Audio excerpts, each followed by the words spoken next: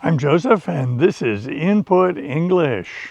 Today we're in the Almond and Quicksilver County Park, and it has a lot to offer us today. So I'm going to take you on a walk, and there are going to be a lot of things we can talk about. In the mid-1800s, gold was discovered in California, and that caused a big boom. It was a time of tremendous growth for California. California had become part of the United States as a territory in 1848, and the following year they discovered gold in the foothills of the Sierras, and so that tremendously increased the population in this area. So gold mining is usually not finding big nuggets of gold. No, it's finding small pieces of gold or gold ore.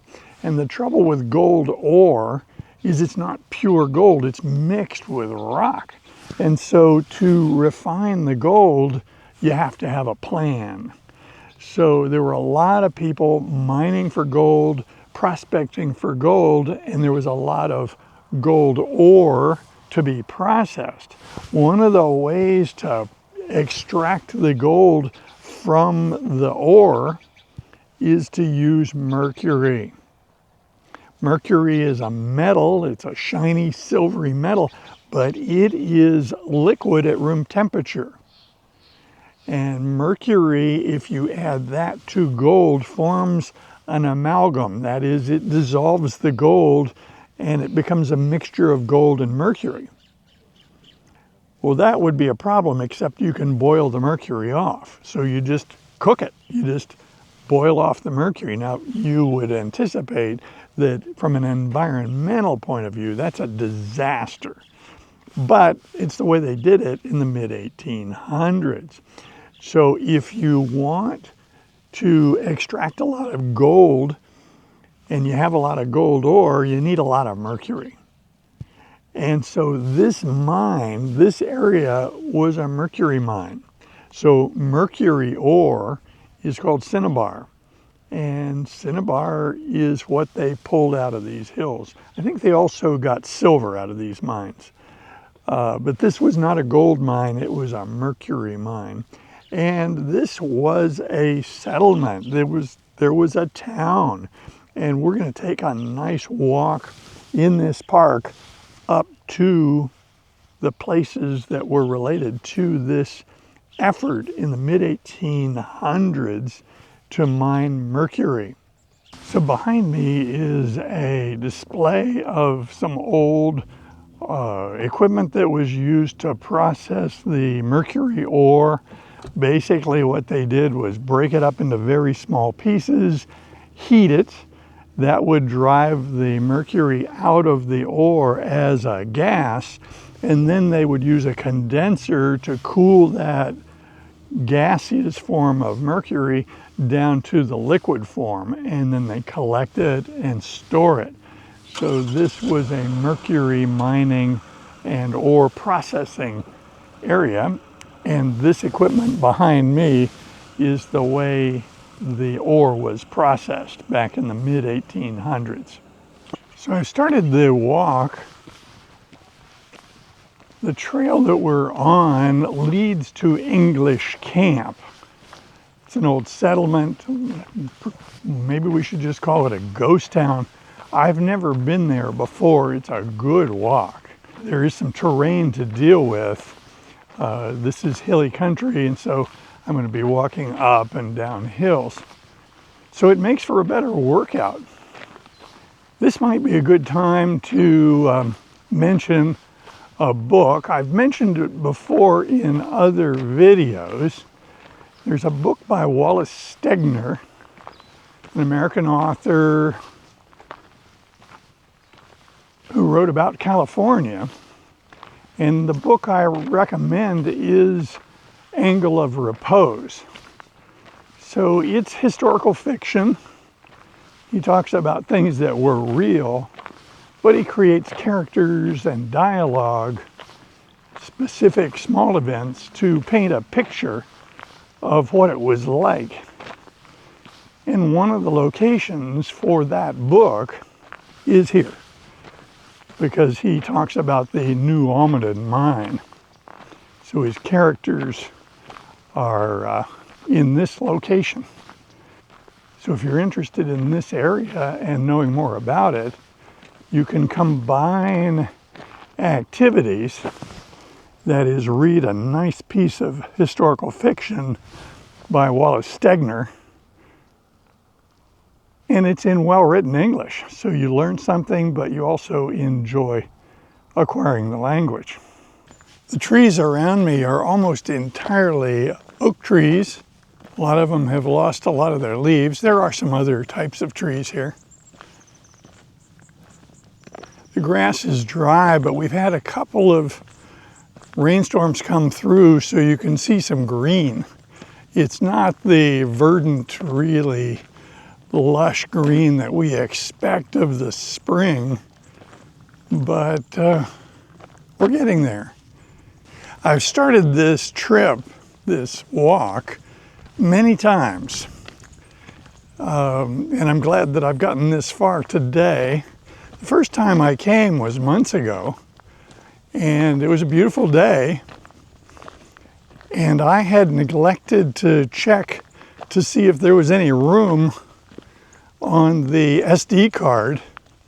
And so as soon as I turned the camera on, I got an error message that said that the card was full and I didn't have a spare.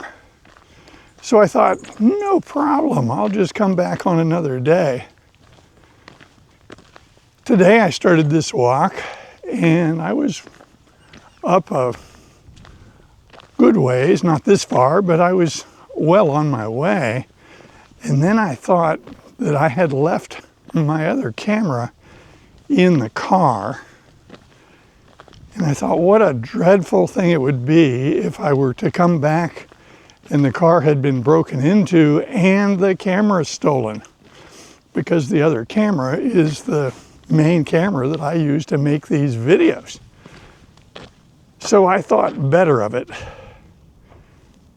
and walked back down, and that's why I have a backpack on, because I'm carrying the other camera for security reasons. That's the parking lot whence we came. Those two horses are going to get loaded into that horse trailer. They just passed me on the trail. They will be unsaddled and put in that trailer. This park is used for equestrian purposes. So this turn to the left is one of many turns to the right and the left, and we would call this a switchback. The trail or road switches back on itself, changing directions. If a road or a trail needs to go over a hill, sometimes the hill is so shallow that the path can just go straight up the hill. Sure. But if the hill or the mountain is too steep, then the path would go in one direction and then perhaps reverse and go back and forth. And this alternating change in direction, this pattern is called switchbacks. So this path that we're on has switchbacks. Here you can see lichen. Lichen is alive. Lichen is actually two organisms. It's a fungus and an algae. If you have a combination of two organisms which cooperate with each other for mutual benefit, that's called symbiosis. So in this case, the lichen is a symbiotic relationship between a fungus and an algae.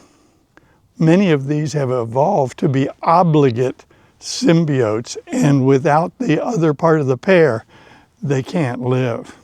Now, what if you had two organisms dealing with each other, but it wasn't mutual benefit? One of them was being harmed, and then the other one benefited. That wouldn't be a symbiosis, that would be parasitism. But this is not a parasite. The other day I showed you mistletoe in a tree, and I would call that a parasitic relationship because I have seen no evidence of any benefit to the tree from having the mistletoe extracting nutrients and water from the tree. So I call that a parasitic relationship. But this is a symbiosis. Lichen. When I see lichen, I think clean air. You don't see a lot of lichen if there's a lot of air pollution. In the cities, you're not going to see lichen. But when you get out in the country, in a park like this, you see lichen. It's going to be on rocks and logs. History and politics are nothing new. So this area was being used to produce Mercury back in the mid-1800s, but also in the mid-1800s, in the early 1860s, the Civil War was raging. President Abraham Lincoln was in office, and he was faced with a problem. There was concern and controversy about the rightful ownership of these mines and whether the country could get access to the mercury and the gold, etc. So in the mid-1860s, during the Civil War, Abraham Lincoln issued a writ that nationalized all these mines in California, which was already a state, and in the territory of Nevada. Then he realized, or his administration realized, that that could cause California to try to secede from the Union. They already had a problem with the Civil War, and a bunch of states had seceded from the Union, and now they're at war with the United States. And he didn't want to make that worse. So he actually rescinded his writ and backed out of that declaration. I've been impressed with how steep the terrain is. These hills are quite steep, and it's not just a problem for modern day hikers. It was a problem for the miners because the ore was produced up the hill and the ore was being processed down the hill. So they had the problem of transporting this mercury ore from point A to point B with a lot of change in elevation. That required a lot of time, a lot of effort. It was difficult. It was super slow to do that with horse-drawn wagons. So some innovators built an incline. They built a tram system that would transport the ore down out of the hills into the valley more efficiently. That incline is no longer present, but they have a little sign that explains where it was and what it did. So this hilly terrain was a problem 150 years ago. So we are substantially at our destination. You can see behind me is a chimney and a fireplace. So we are standing in the ruins of an old building. They don't have a label of what building this is. It's a building. It's a ruin in this remnant of a town of English Town or English Camp. It was probably known by both over the years because this was here for a long time. It was used for the mining operation, and a lot of people lived in this area. They had a church and houses, and this was a bustling little community of English Town, English Camp. And then as the mine tailed off and there was less productivity, less mining activity, the miners left. And so this place fell into ruins. It was in disuse and nobody was here. The next time it was used is during the Depression. The Army Corps of Engineers came here and set up a training place for the Civilian Conservation Corps, which was one of the federal programs they used to try to get us out of that big depression in the 30s. The park system, the county park owns this, and they've got a practical problem. They have buildings that are in disrepair, very old buildings, and they have to make a decision as to whether to restore them or let them continue to deteriorate. And for the most part, it appears that they've chosen the latter. It looks like most of these buildings are destined to collapse. They tend to have fencing around them. They have signage that makes it very clear that these buildings are not safe.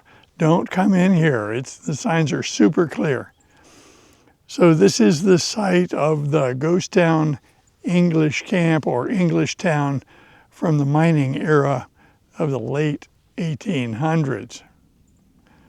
So it was mostly uphill. This was a fantastic workout. Now I get to walk downhill and get down to the car. It'll take a while.